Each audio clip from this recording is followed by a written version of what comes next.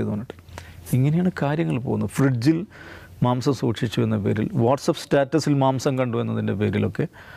ഇതിന് ശേഷം ഈ പറയുന്ന സ്ഥലത്ത് 16 മുസ്ലിം കച്ചവടക്കാർ അവരുടെ കച്ചവടം നിർത്തിപ്പോയി എന്നാണ്. കാരണം ആ നിലക്കുള്ള ഭീഷണികൾ വരികയാണ്. അപ്പോൾ ഞാൻ പറയുന്ന കാര്യം ഇതാണ്, ഈ നോർമലൈസേഷൻ വരികയും ഉത്തരവാദപ്പെട്ട മുഖ്യധാര രാഷ്ട്രീയ പ്രസ്ഥാനങ്ങൾ ഇതിനോട് പ്രതികരിക്കുന്നില്ല, മുഖ്യധാര മുസ്ലിം സംഘടനകൾ ഇതിനോട് പ്രതികരിക്കുന്നില്ല. എന്താ സംഭവിക്കാമെന്നറിയോ? മനുഷ്യർ പ്രതികരിക്കും. ഇത് കാണുകയും അനുഭവിക്കുകയും ചെയ്ത മനുഷ്യരുണ്ട്. പക്ഷേ അത് നമ്മൾ വിചാരിച്ച വഴികളിലൂടെ ആയിക്കൊള്ളണമെന്നില്ല. അപ്പോൾ ഇത് ഉത്തരവാദപ്പെട്ട സംഘടനകൾ, പ്രതിപക്ഷ രാഷ്ട്രീയ പ്രസ്ഥാനങ്ങൾ, മതസംഘടനകൾ, സാംസ്കാരിക പ്രസ്ഥാനങ്ങൾ അവരിത് ഗൗരവത്തിൽ എടുക്കുകയും കാണുകയും പ്രതികരിക്കുകയും ചെയ്തിട്ടില്ലെങ്കിൽ നമ്മളുടെ നിയന്ത്രണത്തിൽ പെട്ടതല്ലാത്ത പ്രതികരണങ്ങൾ ഉണ്ടായി വരും. അത് കൂടുതൽ അപകടകരമായ രീതിയിലേക്ക് കാര്യങ്ങൾ പോകുമെന്നുള്ളതാണ്. ഇത്രയും ഭയാനകമായ സാഹചര്യത്തിൽ കൂടെ കടന്നുപോയിട്ടും ഇപ്പോൾ ദാവൂദ് സാറ് പറഞ്ഞ പോലെ ഇന്ത്യ മുന്നണിയിലെ ഏതെങ്കിലും നേതാക്കൾ ഇതിൽ പ്രതികരിച്ച് ഞാൻ കണ്ടില്ല. ഇപ്പോൾ CPM ഒരു പ്രസ് റിലീസ് ഇറക്കിയെന്ന് പറഞ്ഞു. അതിനപ്പുറത്തേക്ക് എത്രയോ നേതാക്കൾ ഇവിടെയുണ്ട്, ആരും സംസാരിക്കുന്നില്ല. ഇത് എന്തുകൊണ്ടാണ് ഇത്രയും നോർമലൈസ് ചെയ്യപ്പെട്ട് പോകുന്നത്? ആരും ഒന്നും മിണ്ടാത്തത് എന്താണ്? അല്ല, ഒന്നാമത്തെ കാര്യം രേഷ്മ, നോർമലൈസ്ഡ് ആവുക എന്ന് വെച്ചാൽ എല്ലാവരും അതിൻ്റെ ഭാഗമാവുക. അത് നേരത്തെ ദാവൂദ് സാഹിബ് പറഞ്ഞ മുസ്ലിം സംഘടനകളും രാഷ്ട്രീയ കക്ഷികളും എല്ലാം അതിൻ്റെ ഭാഗമാകുന്നു. രണ്ടാമത്തേത്, ഇന്ത്യ മുന്നണി കൂടുതൽ കരുത്തോടെ പ്രതിപക്ഷ നിരയിലേക്ക് വന്നു കഴിഞ്ഞു. അവരിനി മുസ്ലിം അവകാശത്തിന് വേണ്ടി മുസ്ലിങ്ങൾ നേരിടുന്ന പ്രതിസന്ധിക്കുമെതിരായി സംസാരിക്കാൻ പോവുകയാണ് എന്നൊക്കെ മുസ്ലിങ്ങൾ തന്നെയും വിചാരിക്കുന്നുണ്ടെങ്കിൽ അതൊരു പ്രശ്നമുണ്ടെന്നാണ് എനിക്ക് തോന്നുന്നത്. കാരണം എന്താണ്, ഈ തെരഞ്ഞെടുപ്പ് പ്രചരണ കാലത്ത് നമ്മൾ കഴിഞ്ഞ ദിവസം ഇവിടെ സംസാരിച്ചാണ്. തെരഞ്ഞെടുപ്പ് പ്രചരണ കാലത്തും മുസ്ലിം ഇഷ്യൂസിനെ ഫോക്കസ് ചെയ്തുകൊണ്ട് ഇന്ത്യ മുന്നണിയുടെ പ്രധാനപ്പെട്ട നേതാക്കൾ രാഹുൽ ഗാന്ധി എവിടെയും സംസാരിച്ചിട്ടില്ല. നമ്മൾ പലകുറി ഇവിടെ പറഞ്ഞ പോലെ വെറുപ്പിനെതിരായി സ്നേഹത്തിൻ്റെ കട തുറക്കാൻ പോകുന്നു എന്ന ഒരു വിശാല വാചകം, അല്ലെങ്കിൽ എന്താ പറയുക, ഒരു ഉപരിപ്ലവ വാചകം. അതിനപ്പുറത്തേക്ക് ഇന്ത്യയിലെ ഇപ്പോഴത്തെ പ്രശ്നം എന്താണെന്ന്, അതിൻ്റെ അഫക്റ്റഡ് പാർട്ടി ആരാണെന്ന്, അവർക്ക് ഞങ്ങൾ സംരക്ഷണം കൊടുക്കുമെന്ന്, പൗരത്വത്തിൻ്റെ പേരിൽ അവരെ പുറത്താക്കുന്ന പരിപാടി ഞങ്ങൾ തടയുമെന്ന്, അവരാക്രമിക്കപ്പെടുന്ന മേഖലകളിൽ ഞങ്ങൾ സംയുക്ത സംഘം പോയി ഐക്യദാർഢ്യം പ്രഖ്യാപിക്കുമെന്ന് എവിടെയും കോൺഗ്രസോ അതിൻ്റെ നേതൃത്വമോ ഒന്നും എവിടെയും സ്റ്റേറ്റ് ചെയ്തിട്ടില്ല എന്നാണ് നമ്മൾ കണ്ട കാര്യം. ഈ തെരഞ്ഞെടുപ്പിന് മുൻപ് പലയിടങ്ങളിലായി മുസ്ലിം പോക്കറ്റുകളിൽ ആക്രമണം നടത്തുകയും മുസ്ലിങ്ങൾ നിരന്തരമായി കൊല്ലപ്പെടുകയും ചെയ്യുന്ന സാഹചര്യം ഉണ്ടായിട്ടും അവിടേക്ക് എപ്പോഴെങ്കിലും പോകാനോ പിന്തുണ പ്രഖ്യാപിക്കാനോ ഇത് തെറ്റാണെന്ന് പറയാനോ ആരും ഉണ്ടായിട്ടില്ല. അപ്പോൾ മുസ്ലിങ്ങൾക്കെതിരായിട്ട് മോദി നിരന്തരം ഹെയ്റ്റ് പ്രസംഗിച്ചപ്പോൾ എന്തായിരുന്നു രാഹുൽ ഗാന്ധിയുടെ മറുപടി? അഹമ്മദ് പട്ടേലിനെ മുഖ്യമന്ത്രിയാക്കാനാണ് ഗുജറാത്തിൽ കോൺഗ്രസ് മത്സരിക്കുന്നതെന്ന് പറഞ്ഞപ്പോൾ എന്തായിരുന്നു കോൺഗ്രസിൻ്റെ മറുപടി? അങ്ങനെയൊന്നും അല്ല, ഞങ്ങളുടെ ഉദ്ദേശം അതല്ല എന്നാണ്. എന്ന് വെച്ചാൽ ഞങ്ങളൊരു മുസ്ലിങ്ങൾക്ക് വേണ്ടി, മുസ്ലിങ്ങളുടെ അവകാശങ്ങൾക്ക് വേണ്ടി സംരക്ഷിക്കുന്ന സംഘമല്ല എന്ന് സ്ഥാപിക്കാനാണ് അവരുടെ വ്യായാമം മുഴുവൻ, മറിച്ച് മുസ്ലിം പ്രശ്നങ്ങളെ ഫോക്കസ് ചെയ്യാനല്ല. അതുകൊണ്ട് തെരഞ്ഞെടുപ്പിന് മുൻപ് തന്നെ മുസ്ലിം പ്രശ്നങ്ങളിൽ നിശബ്ദമായിരുന്ന, പൗരത്വം പോലെയുള്ള വിഷയങ്ങളിൽ നിശബ്ദത പാലിക്കുകയും വളരെ തന്ത്രപരമായി നീങ്ങുകയും ചെയ്തൊരു സംഘം തെരഞ്ഞെടുപ്പിന് ശേഷം അതേക്കുറിച്ച് സംസാരിക്കുമെന്ന് വിചാരിക്കാൻ ഒരു നിവൃത്തിയുമില്ല. അതുകൊണ്ട് നമ്മൾ അതിനെക്കുറിച്ച് പരിഭവിക്കേണ്ട. അതും നോർമലൈസേഷൻ്റെ ഭാഗമാണ്, അല്ലെങ്കിൽ അവർ അകപ്പെട്ടിരിക്കുന്ന ഒരു പ്രശ്നത്തിൻ്റെ ഭാഗമാണ്. അതിനകത്ത് CPIM കേന്ദ്ര കമ്മിറ്റി ഈ പ്രശ്നങ്ങളിൽ ഇടപെടണമെന്ന് എല്ലാ മുസ്ലിം പ്രശ്നങ്ങളിലും സംസാരിക്കുന്നത് പോലെ ഈ പ്രശ്നത്തിലും അവർ സംസാരിച്ചിട്ടുണ്ടെന്ന് എടുത്തു കാണേണ്ട കാര്യമാണ്. അപ്പോൾ എന്തുകൊണ്ട് ഇടതുപക്ഷം പ്രസക്തിയോടെ ഈ രാജ്യത്ത് നിലനിൽക്കണമെന്ന ചോദ്യത്തിലുള്ള ഒരു ഉത്തരവും കൂടി ഈ വിഷയത്തിൽ സംസാരിക്കുന്ന ഏക പാർട്ടിയായി CPM നിൽക്കുമ്പോൾ നമുക്ക് കാണാൻ കഴിയുന്നുണ്ട് എന്ന് കാണണം. പിന്നെ മുസ്ലിങ്ങൾക്കെതിരായിട്ടുള്ള അതിക്രമങ്ങൾ എന്താണ്? മോദി ഈ തെരഞ്ഞെടുപ്പ് ക്യാമ്പയിനിലെ പ്രധാനപ്പെട്ട സംഗതി എന്തായിരുന്നു അദ്ദേഹം പറഞ്ഞുകൊണ്ടിരുന്നത്? എല്ലാ മുസ്ലിങ്ങൾക്ക് കൊടുക്കാൻ പോവുകയാണ് എന്ന് പറയുക വഴി അദ്ദേഹം ഉദ്ദേശിക്കുന്നത് എന്താണ്? മുസ്ലിങ്ങൾ അപരന്മാരാണ്, മുസ്ലിങ്ങൾ ശത്രുക്കളാണ്, നമ്മുടെ രാജ്യത്തിൻ്റെ അവകാശികളല്ല, ഈ രാജ്യത്തിൻ്റെ അവകാശങ്ങളും ആനുകൂല്യങ്ങളും എടുക്കാൻ അർഹതപ്പെട്ടവരല്ല, അവർ കൊണ്ടുപോകും എന്നതിൻ്റെ അർത്ഥം എന്താണ്? അവരത് കൊണ്ടുപോകാൻ അർഹതപ്പെട്ടവരല്ല എന്നാണ്. അവർ മോഷ്ടിച്ചു കൊണ്ടുപോകും, നമുക്കുള്ളത് നിങ്ങളുടെ കെട്ടുതാലി പറിച്ച് അവർക്ക് കൊടുക്കും എന്ന് വെച്ചാൽ മോദി പറയാൻ ശ്രമിക്കുന്നതും പറഞ്ഞു പഠിപ്പിക്കുന്നതും മുസ്ലിങ്ങൾ അപരരാണ്, അവർ കൊണ്ടുപോകാൻ വന്നവരാണ്, കള്ളന്മാരാണ്, അവരെ ആക്രമിക്കേണ്ടവരാണ് എന്നാണ് നരേന്ദ്രമോദി പറഞ്ഞു പഠിപ്പിക്കുന്നത്. അതിൻ്റെ സ്വാഭാവികമായ അനുരണനം കാണുകയാണ് തെരഞ്ഞെടുപ്പ് കഴിഞ്ഞ ഉടനെ.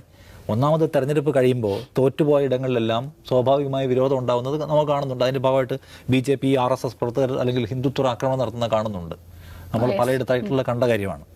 അത് ഇപ്പോൾ അവരുടെ ഇപ്പോൾ ഇന്ത്യയിലെ ഒരു പുതിയ ട്രെൻഡ് എന്നാണ്, മതപരമായ ആഘോഷങ്ങളുടെ ഭാഗമാണെങ്കിൽ മതപരമായ ആഘോഷം ഏതെങ്കിലും മുസ്ലിം പള്ളികളുടെയോ മുസ്ലിം കേന്ദ്രങ്ങളുടെയോ ഭാഗത്ത് പോയി പ്രകോപനം ഉണ്ടാക്കുക, പള്ളിക്ക് നേരെ പടക്ക് എറിയുക, അല്ലെങ്കിൽ അവിടെ കൊണ്ടുപോയി കാവിക്കൊടി കെട്ടുക, അങ്ങനെ ആഘോഷിക്കുന്ന ഒരു ട്രെൻഡാണ് ഇപ്പോൾ ഇന്ത്യയുള്ളത്. ഇപ്പം ഹനുമാൻ ജയന്തി ആയാലും രാമനവമി ആയാലും ഏത് കൈൻഡ് ഓഫ് ആഘോഷമായാലും അത് മറ്റുള്ളവരുടെ മേലെ കയറി തീർക്കുക എന്ന് പറയുന്ന ഒരു പുതിയ ട്രെൻഡ് സംഘ് പരിവാർ, ഹിന്ദുത്വർ ഉത്തരേന്ത്യയിലാകെ കൊണ്ടുവന്നിട്ടുണ്ട്.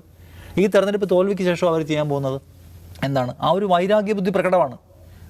ഉത്തർപ്രദേശിലെ ഫൈസാബാദിലടക്കം തോറ്റുപോയ ശേഷം മോദി നടത്തിയ പ്രസംഗത്തിൽ അദ്ദേഹം ഉത്തർപ്രദേശിനെ കുറിച്ച് രാമനെ കുറിച്ച് ഒരു അക്ഷരം മിണ്ടിയില്ലല്ലോ.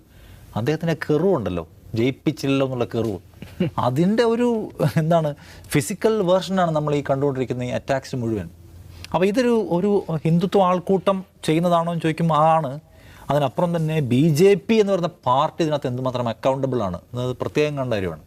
ഇപ്പോൾ 2023 മാത്രം ഇന്ത്യയിൽ 668 കേസുകൾ, റെക്കോർഡഡ് കേസുകൾ മുസ്ലിങ്ങൾക്കെതിരായിട്ടുള്ള ക്രൈമുണ്ട്. ആ ക്രൈമിൻ്റെ പലതരത്തിലുള്ള സ്വഭാവം നമ്മളെടുത്ത് പരിശോധിക്കുമ്പോൾ BJP എന്തുമാത്രം അക്കൗണ്ടബിൾ, ഇപ്പോൾ അതിനകത്ത് കുറേ കാര്യങ്ങളുണ്ട്. അതായത് ഈ റെക്കോർഡ് അല്ലാത്ത കേസുകളെ ഹിന്ദുത്വ വാച്ച് എന്ന് പറയുന്ന ഒരു വെബ്സൈറ്റ് റെക്കോർഡ് ചെയ്തിട്ടുണ്ട്. അവർ തന്നെ പറയുന്നുണ്ട് 2023 മാത്രം മുസ്ലിങ്ങൾക്കെതിരായിട്ടുള്ള വയലൻസിന് അവർ ആക്രമിക്കപ്പെടേണ്ടവരാണ് എന്ന ആഹ്വാനം പരസ്യമായി 239 തവണ ഇന്ത്യയിൽ അരങ്ങേറി. പ്രോപ്പറായിട്ടുള്ള ഒരു ആക്ഷനും ഉണ്ടാവുന്നില്ല, ഒരു കേസും ഉണ്ടാവുന്നില്ല എന്നതാണ് ശ്രദ്ധിക്കേണ്ട കാര്യം.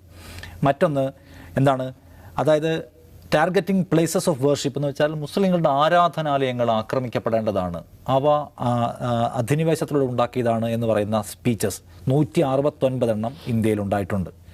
അത്തരം പ്രസംഗങ്ങൾ നടത്തിയ BJP നേതാക്കളുടെ കണക്കെടുക്കാം. BJP നേതാക്കൾ 100 BJP നേതാക്കൾ 100 മുസ്ലിങ്ങൾക്കെതിരായിട്ടുള്ള വളരെ പ്രകടമായ വർഗീയത പ്രസംഗിച്ചിട്ടുണ്ട്.